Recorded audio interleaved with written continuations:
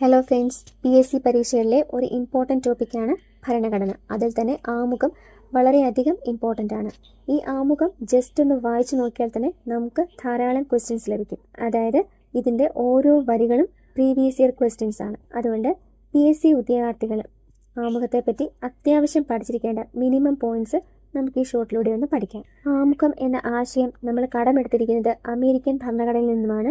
1946 December 13 Jawaharlal Nehru ഭരണഘടനാ നിയമനിർമ്മാണ സഭയിൽ അവതരിപ്പിച്ച ലക്ഷ്യപ്രമേയമാണ് ആമുഖമായി മാറിയത്.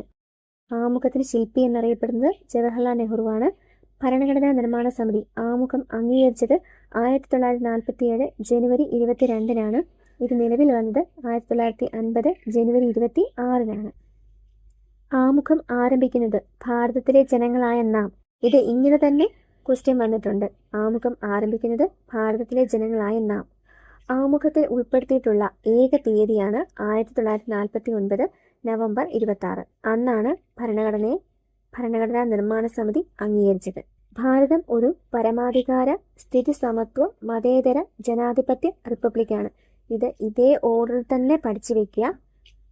അത് ഓർത്തിരിക്കാനായിട്ട് ഒരു കോഡ് പറയാം. അതെല്ലാവർക്കും അറിയാവുന്നതാണ്. പസമജറി, പരമാധികാര സ്ഥിതി സമത്വ മതേതര ജനാധിപത്യ റിപ്പബ്ലിക്. ആദ്യം പരമാധികാര ജനാധിപത്യ റിപ്പബ്ലിക് എന്ന് മാത്രമേ ഉണ്ടായിരുന്നുള്ളൂ. സ്ഥിതി സമത്വം മതേതരത്വം ഇവ കൂട്ടിച്ചേർത്തത് 1976 42 ഭേദഗതിയിലൂടെയാണ്. ഇനി ആമുഖത്തിൽ പറഞ്ഞിട്ടുള്ള 3 നീതികളാണ് സാമൂഹ്യനീതി, സാമ്പത്തിക നീതി, രാഷ്ട്രീയ നീതി.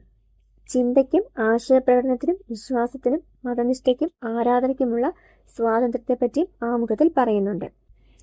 പദവിയിലും അവസരത്തിലും സമത്വം, വ്യക്തിയുടെ അന്തസ്സും രാഷ്ട്രത്തിന്റെ ഐക്യവും അഖണ്ഡതയും ഉറപ്പുവരുത്തിക്കൊണ്ട് സാഹോദര്യം പുലർത്തുവാനും.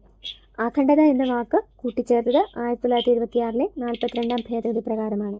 പരമാധികാര സ്ഥിതി സമത്വ മതേതര ജനാധിപത്യ റിപ്പബ്ലിക്, നീതി, സ്വാതന്ത്ര്യം, സമത്വം, സാഹോദര്യം. ഇത്രയും വാക്കുകൾ ഭരണഘടനയിൽ പറഞ്ഞിരിക്കുന്ന ഓർഡറിൽ തന്നെ നോട്ട് ചെയ്ത് വെച്ചേക്കുക. ഇതിന് കുറച്ച് വാക്കുകൾ ഓപ്ഷൻ തന്നിട്ട് ഭരണഘടനയിൽ പറഞ്ഞിരിക്കുന്ന ഓർഡർ ഏത് എന്ന് പ്രീവിയസ് ഇയറിൽ ക്വസ്റ്റ്യൻ വന്നിട്ടുണ്ട്. പിന്നെ ആമുഖം ഒരേ ഒരു തവണയെ ഭേദഗതി ചെയ്തിട്ടുള്ളൂ. 1976 42 ഭേദഗതി. ആമുഖവുമായി ബന്ധപ്പെട്ട് 2 കേസുകളുണ്ട്. ഒന്ന് 1960 ബെറുബാരി കേസ്. ഈ കേസിന്റെ ഭാഗമായി ആമുഖം ഭരണഘടനയുടെ ഭാഗമല്ല എന്ന് സുപ്രീം കോടതി വിധിച്ചിട്ടുണ്ട്. അടുത്തത് 1973 കേശവാനന്ദ ഭാരതി കേസ്.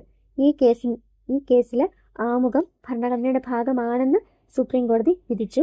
1960 ബെറുബാരി കേസിന്റെ വിധി നിലനിൽക്കുന്നതല്ല എന്നും വിധിച്ചിട്ടുണ്ട്.